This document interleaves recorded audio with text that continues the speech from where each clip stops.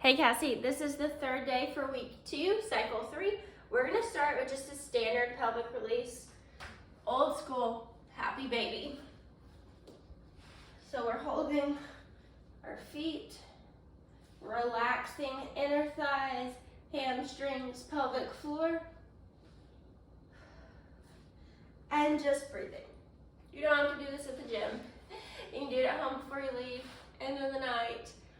Doesn't have to even be with the workout. Just a good pelvic floor release to work through. You can even do one side at a time if you feel like biking or hiking or anything has made you tight sort of asymmetrically. Then we have our warm-up, 1 to 2 rounds. We're gonna start with a dead bug with a press. So press and return, press and return. So we have 5 per side there. And then we're gonna do 2 of those glute bridge walkouts we did last week before we play with an empty barbell for a bit. Because we have our superset of bench press and bent over row. We're gonna follow a similar pattern as day 1. We're gonna do 1 set of 5 at a moderate weight. And then we're gonna hop up to 135 on the bench, 115 on the row, and go for 3 rounds, 2 reps in reserve. Note how many reps until you just had 2 pretty ones left. Each of those rounds, it may be different each round. It probably will be. Awesome, let me know what that is. And then we're gonna do 5 to 6 rounds for our Metcon. We're gonna just grab like a 25 to 35 dumbbell. Not super heavy because we're working with some unilateral strength. We're gonna start with 10 per side of a single arm kettlebell. And we're gonna give a little rotation to this one.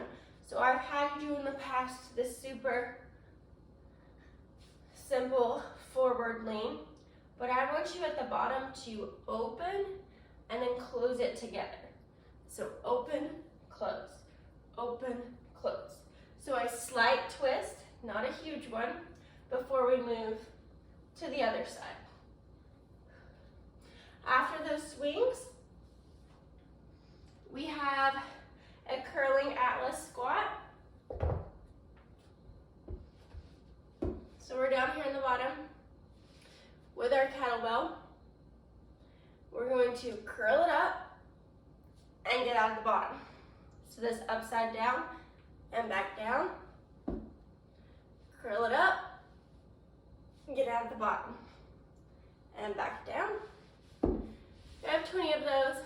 They can be slow and controlled, hence why we're just using a 25 to 35 pound kettlebell for this one. 2 minutes rest after you finish those squats. I said 5 to 6 rounds, didn't I? It's 3 or 4 rounds. But regardless, give yourself that 2 minutes rest before you start back at the rotating single arm kettlebell swing. Lastly, for accessory work, we're gonna grab a light kettlebell. We're gonna hold it by the horns on our knees. 10 per side halos. So our body stays still. Kettlebell does the movement. All right,